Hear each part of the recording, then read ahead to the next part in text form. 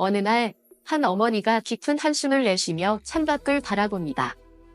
멀리 보이는 논밭과 고즈넉한 마을 풍경이 익숙하지만 마음 한구석은 공허하기만 합니다.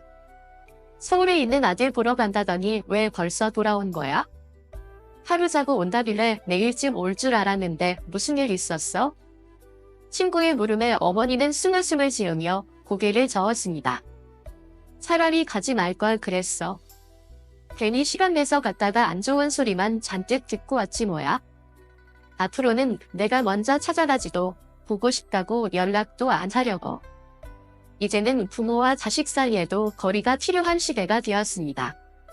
젊은 시절 자식을 위해 헌신하며 살아온 우리가 이제는 어떻게 살아야 할까요? 부모가 나이가 들수록 자식에게 기대는 것이 당연한 걸까요? 아니면 홀로서 길을 배워야 할까요? 오늘은 한 어머니의 이야기를 통해 나이가 들수록 자식과 거리를 두는 것이 왜 중요한지 생각해 보려 합니다.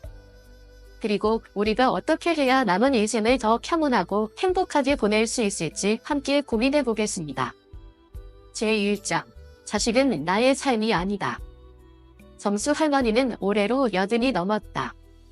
젊은 시절 남편과 함께 작은 농사를 지으며 아들을 키웠다. 남편이 세상을 떠난 후에는 온 힘을 다해 아들을 공부시키고 결국 서울의 명문대까지 보내는 데 성공했다. 주변 사람들은 그녀를 대단한 어머니라고 칭찬했고 그녀 역시도 그렇게 믿었다. 하지만 아들이 결혼하고 나서부터 상황이 달라졌다.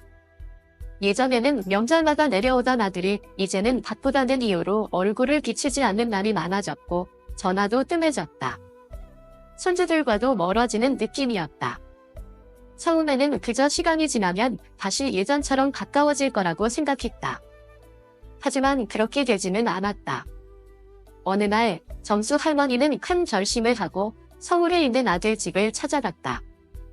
얼굴이라도 한번 보고 싶었기 때문이다. 기차를 타고 버스를 갈아타며 도착한 아들의 집 앞에서 그녀는 한참을 서 있었다. 오랜만에 만나는 손주들이 반가워할까? 아들은 기뻐할까? 며느리는 따뜻하게 맞아줄까? 하지만 문이 열리는 순간 그녀는 알았다. 기대가 컸던 만큼 실망도 클 수밖에 없다는 걸. 어머니, 다음엔 미리 말씀하시고 오세요. 저희도 일정이 있어서요. 그냥 모텔을 잡아드릴까요? 집이 좀 좁아서요. 그 순간 정수 할머니는 깨달았다. 이제 나는 이 집의 손님이구나. 밥 한 끼를 함께 먹고 돌아오는 길, 정수 할머니는 기차 창밖을 바라보며 아무 말도 하지 않았다. 바람이 지나가는 소리, 차창에 부딪히는 빗방울, 옆자리에 앉은 젊은이들의 조용한 대화 소리가 희미하게 들려왔다. 그녀는 이제야 알 것 같았다. 자식은 나의 전부가 아니었고 나 또한 자식의 전부일 수 없다는 것이야. 아들을 위해 살아온 세월이 허망하게 느껴졌다. 모든 걸 바쳐 키웠지만 결국 그는 자신의 삶을 살고 있었다. 그리고 그녀도 이제 자신의 삶을 살아야 했다. 돌아오는 길, 마을 어귀에서 수희 할머니가 그녀를 기다리고 있었다. 벌써 왔어. 하루 자고 올 줄 알았는데? 차라리 가지 말 걸 그랬어. 그녀는 쓴웃음을 지으며 가방을 내려놓았다. 앞으로는 내가 먼저 찾아가지도 않고 보고 싶다고 연락도 안 하려고. 그녀의 목소리는 덤덤했지만 그 안에 담긴 감정은 묵직했다. 그날 밤 오랜만에 듣는 빗두라미 소리에 귀를 기울이며 정수 할머니는 눈을 감았다. 처음으로, 아주 처음으로 자식의 삶이 아닌 자신의 삶을 생각하기 시작했다. 제2장, 기대하지 않을 때 비로소 자유로워진다. 정수 할머니는 그날 이후로 아들에게 전화를 걸지 않았다. 보고 싶어도 참았고 궁금해도 묻지 않았다. 처음에는 손이 허전했다. 예전에는 하루라도 전화를 걸지 않으면 마음이 불안했는데 이제는 오히려 그 불안함과 마주하기로 했다. 텃밭에 나가 흙을 만지며 시간을 보냈고 한글 공부 모임에도 나가기 시작했다. 친구들과 수다를 떨다 보면 아들의 얼굴도 손주들의 목소리도 떠올리지 않는 순간이 왔다. 혼자 밥을 먹을 때도, 집안일을 할 때도 문득 찾아오는 허전함을 견디는 일이 조금씩 쉬워지고 있었다. 어느 날 수희 할머니가 그녀를 불렀다. 마을 사람들과 함께 산에 다녀오자고 했다. 오래전 같았으면 다들이 연락 올지도 모르니 하며 거절했겠지만 이제는 그러지 않았다. 무거운 몸을 일으켜 대나무 말고 조용한 산길을 따라 걸었다. 길가의 킨 작은 들꽃을 보며 그녀는 생각했다. 이 꽃들도 누구를 기다리지 않고 누구에게 기대지 않으면서 피어나고 있구나. 요즘 얼굴이 밝아졌나? 수희 할머니가 말했다. 그래. 정수 할머니는 웃으며 대답했지만 속으로는 생각했다. 그래, 나는 이제 자유로워졌어. 자식을 향한 기대를 내려놓으니 내 삶이 보이기 시작하냐. 예전에는 아들이 보내주는 용돈이 고마우면서도 서운했다. 돈을 보내줄 시간은 있으면서 전화 한 통 할 시간은 없는 걸까 싶어서. 그런데 이제는 그런 생각조차 들지 않는다. 용돈을 받으면 그저 감사한 마음으로 쓴다. 그리고 더 이상 그 돈에 의미를 부여하지 않는다. 기대하지 않으면 실망할 일도 없다. 스스로를 돌볼 때 비로소 진정한 행복을 찾을 수 있다. 그녀는 산길을 따라 걸으며 속으로 천천히 읊조렸다. 아들아, 이제는 내가 아니라 내가 나를 돌볼 거야. 제3장, 외로움을 두려워하지 마라. 밤이 깊어지면 집안이 더욱 고요해졌다. 예전에는 텔레비전을 켜놓고 소음 속에서 잠이 들곤 했는데 요즘은 굳이 그러지 않는다. 조용한 방 안에서 혼자 밥을 먹고 혼자 차를 마시고 혼자 누워 천장을 바라보는 일이 어느새 익숙해졌다. 처음에는 허전하고 쓸쓸했지만 시간이 지나면서 외로움도 익숙해지는 법이었다. 처음엔 외로움을 애써 밀어내려 했다. 밖에 나가 친구들을 만나고 텃밭에서 손을 놀리고 작은 일이라도 만들어서 하루를 바쁘게 보냈다. 하지만 아무리 바쁘게 움직여도 밤이 되면 다시 혼자가 되었다.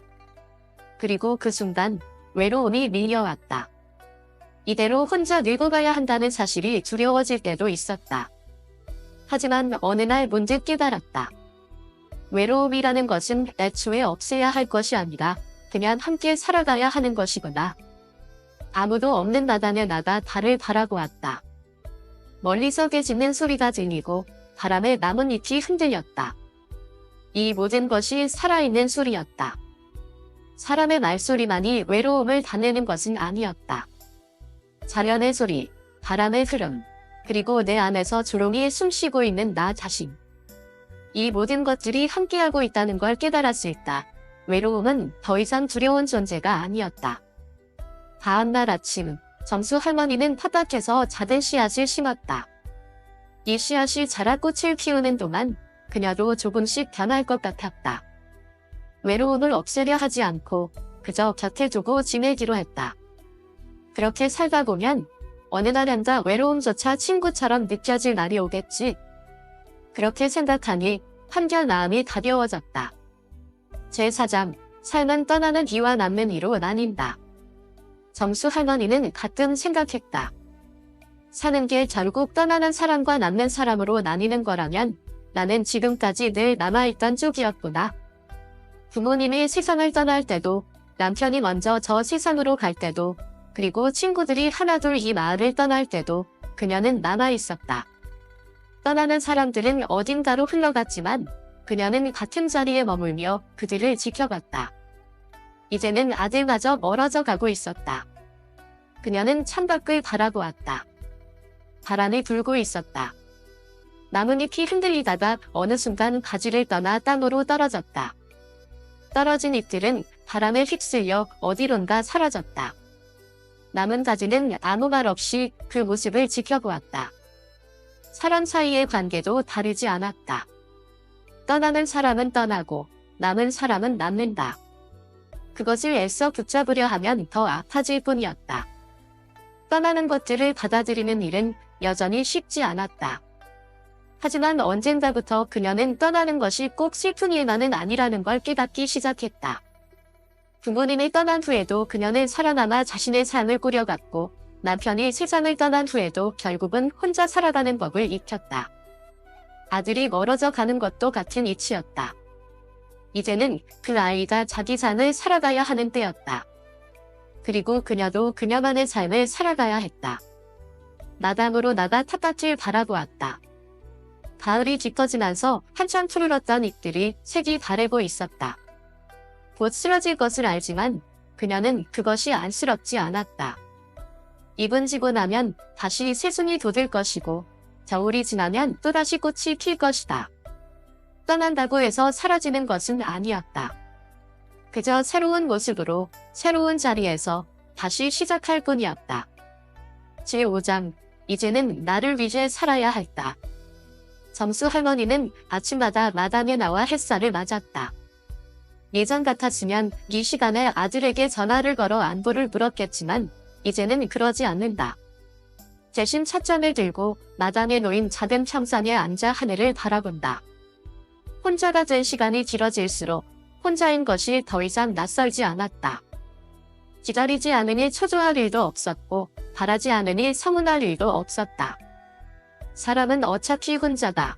그 사실을 인정하니 마음이 한결 가벼워졌다. 텃밭에 심은 대추가 조금씩 자라나고 있었다. 손주들에게 보내주려고 키우는 것이 아니라 오로지 자신을 위해 기르고 있는 채소들이었다. 저녁에 끓여 먹을 된장국을 떠올리며 잎을 만져보았다.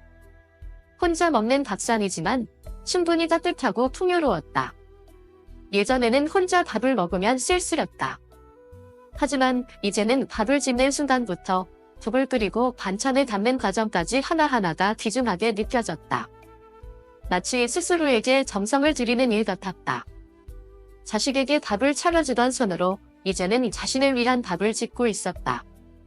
오후에는 마을회관에 가서 친구들과 가족을 두었다. 장난스럽게 서로를 놀리고 웃고 떠드는 시간이 점점 더 소중하게 느껴졌다. 사람은 꼭 가족이 아니어도 따뜻함을 나눌 수 있다는 것을 이제야 깨닫고 있었다. 해가 지고 집으로 돌아와 마당에 앉았다. 저녁바람이 선선했다. 멀리서 개 짖는 소리가 들리고 달빛이 조용히 마당을 비추고 있었다. 이 조용한 순간이 싫지 않았다. 점수 할머니는 차분한 마음으로 차 한 모금을 마셨다. 더 이상 누군가를 기다리지 않는다. 더 이상 누군가에게 기대지 않는다. 이제는 나를 위해 살아야 할 때다. 그녀는 그렇게 자신의 삶을 살아가기로 했다. 여러분은 어떻게 생각하시나요? 혹시 비슷한 경험이 있으신가요? 부모와 자식의 관계, 그리고 나이 들어가는 삶에 대해 여러분의 생각을 댓글로 남겨주세요. 여러분의 이야기가 누군가에게 위로가 되고 또 하나의 지혜가 될 수 있습니다. 이 영상이 마음에 와닿았다면 좋아요를 눌러주세요. 그리고 앞으로도 따뜻한 이야기들을 함께하고 싶다면 구독과 알림 설정도 잊지 마세요. 여러분의 하루가 평온하고 따뜻하길 바랍니다. 다음 영상에서 또 만나요.